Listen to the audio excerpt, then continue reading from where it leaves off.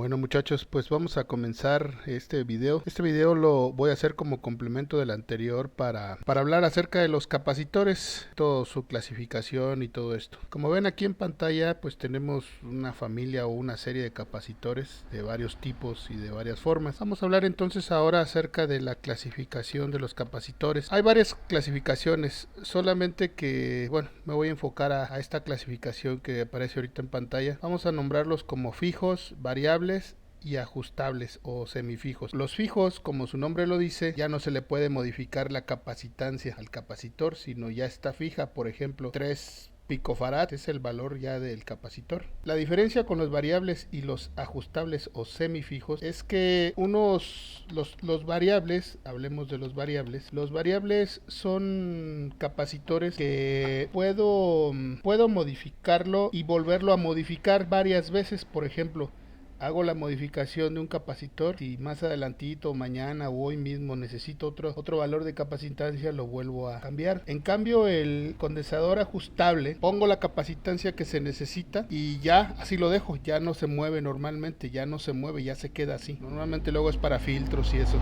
Pero entonces esas son las diferencias entre los tres. Vamos a hablar un poquito ya más específicamente acerca de los fijos.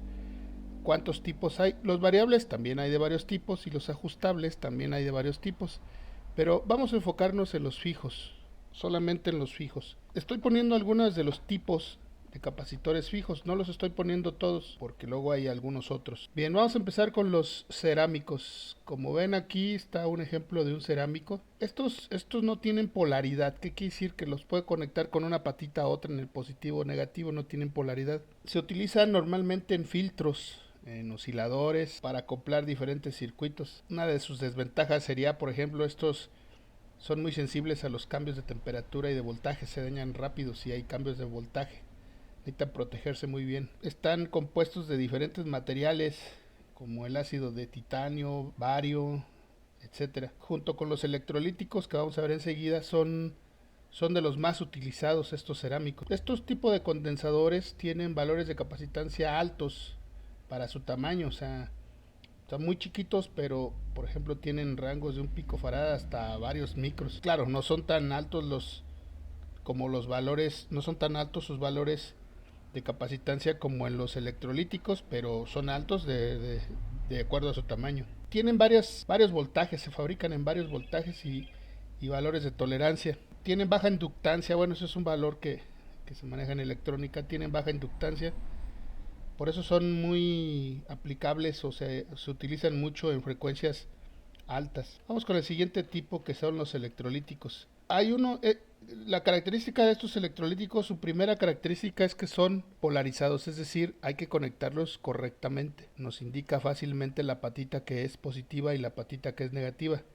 Por ejemplo, aquí en la que se ve la franja esta gris que se alcanza a apreciar en este capacitor, pues nos indica cuál patita es, ya sea la positiva o la negativa. Normalmente se indica la negativa. Tienen una vida útil ya definida, o sea, aunque no se utilicen, con el tiempo se van deteriorando. Estos capacitores electrolíticos tienen un rango de capacitancia bastante amplia. Pueden ir desde 0.1 micros, por ejemplo, hasta 500.000 micros. Almacenan mucha carga, pueden llegar a ser muy grandes, claro. Los voltajes, pues normalmente estos capacitores manejan desde 5 volts hasta 110 volts. ¿Qué desventajas podríamos ver en estos? Tienen altas tasas de fuga, por eso pierden mucha corriente continua, corriente directa.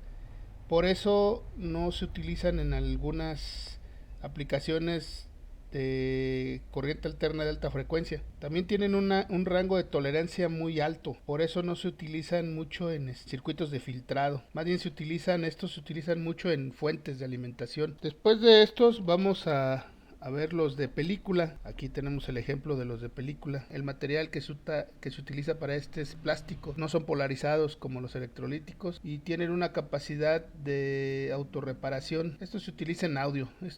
Casi siempre se utilizan en audio. Los de mica, aquí está el ejemplo de los de mica. Se utilizan cuando se requiere una estabilidad muy buena ya sea por temperatura o por tiempo, o cuando se tiene una carga eléctrica alta también. Se utilizan en altos voltajes, son muy precisos. Por ejemplo, los de mica de plata tienen, bueno, como su nombre lo dice, un dieléctrico, tienen una capita de placa sobre el dieléctrico de la mica. Son muy estables respecto al tiempo, duran mucho y tienen poca tolerancia, por eso son muy utilizados para aplicaciones con mucha exactitud, por ejemplo en circuitos de resonancia y filtros de alta frecuencia, porque son muy estables. Tenemos aquí los de tantalio, estos son los de tantalio, estos que aparecen en la pantalla. Estos, al igual que los electrolíticos, también están polarizados. Tienen varias ventajas, sobre todo sobre los electrolíticos. Son más pequeños, más livianos, más estables. Tienen menores tasas de fuga y menos inductancia entre los cables. Claro, sus desventajas son que tienen poco almacenamiento en comparación con los electrolíticos y un voltaje de trabajo más bajo que los electrolíticos. También son más propensos a sufrir daños por los altos picos de corriente.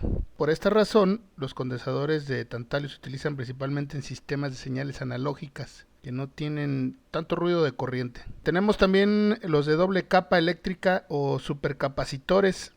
Estos son como los electrolíticos, pero almacenan miles de veces más la energía que los electrolíticos y por eso están en el orden de los microfarads, y estos supercapacitores pueden llegar hasta 3000 farads, como se ve aquí en la pantalla.